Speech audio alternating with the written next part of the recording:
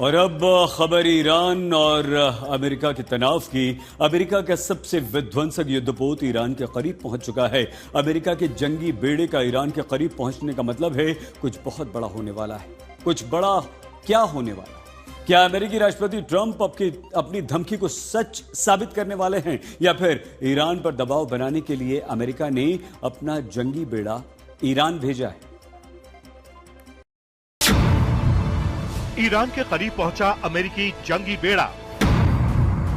अमेरिकी युद्धपोत है ईरानी सेना का काल।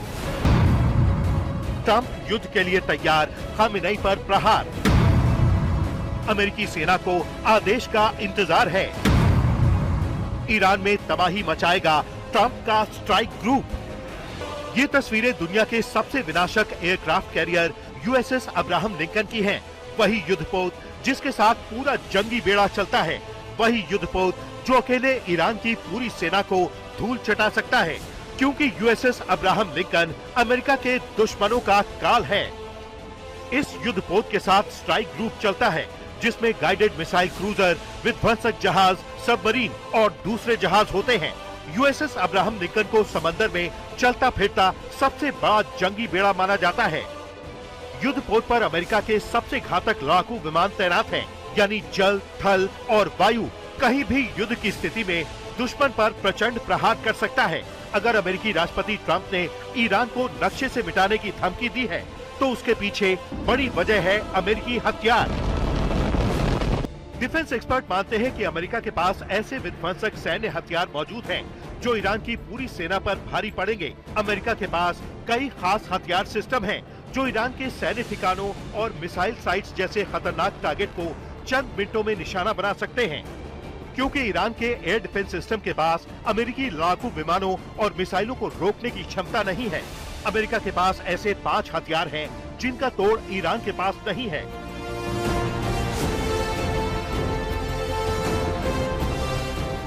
आपको याद होगा, ईरान और इजराइल युद्ध के दौरान अमेरिका के स्टेल्थ बॉम्बर यानी B-2 बॉम्बर ने ईरान के परमाणु ठिकानों को तबाह कर दिया था।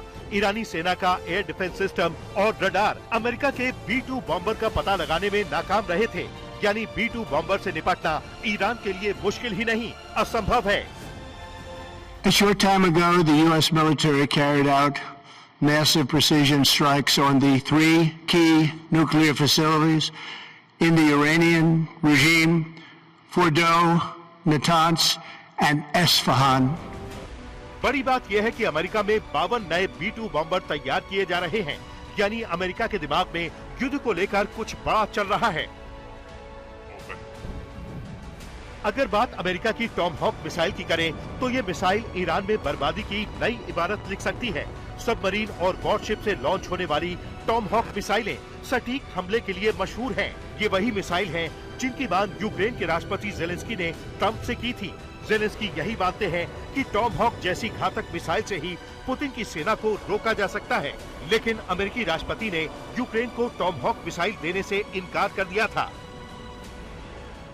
We just had a call, as you know, with President Putin. I thought it was a very good call, so we'll talk about it maybe later. But it went very well. I'd say within 2 weeks or so, pretty quick. Marco Rubio is going to be meeting with his counterpart, as you know, Lavrov, and they'll be meeting pretty soon. They're going to set up a time and a place very shortly. Maybe it's already set up. They've already spoken. And I thought it was a very good phone call. I thought very productive.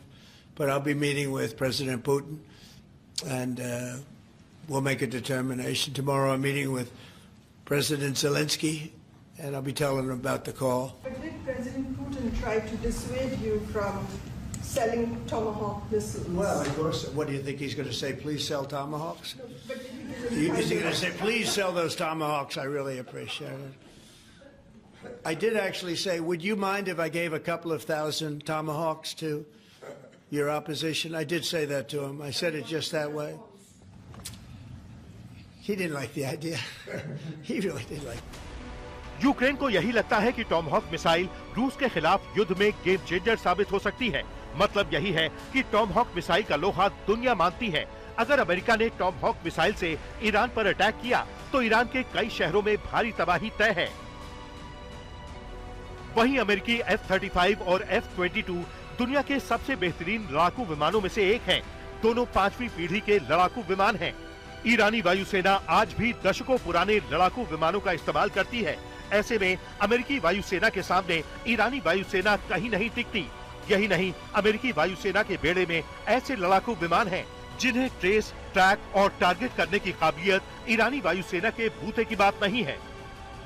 अमेरिकी MQ-9 rear ऐसा खतरनाक drone है जो 50,000 foot की ऊंचाई पर उड़ान भरता है। 1850 किलोमीटर तक टारगेट को निशाना बना सकता है। यही नहीं, 27 घंटे से लेकर 42 घंटे तक उड़ान भर सकता है। यानी ईरान के सैन्य ठिकानों पर बड़े हमले के लिए अमेरिका अपने इस ड्रोन का इस्तेमाल कर सकता है।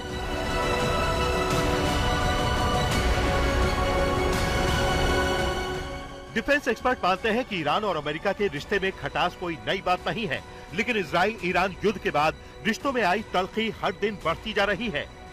दोनों मुल्कों के बीच धमकियों का दौर जारी है। ऐसे में हालात किसी भी दिन युद्ध तक पहुंच सकते हैं।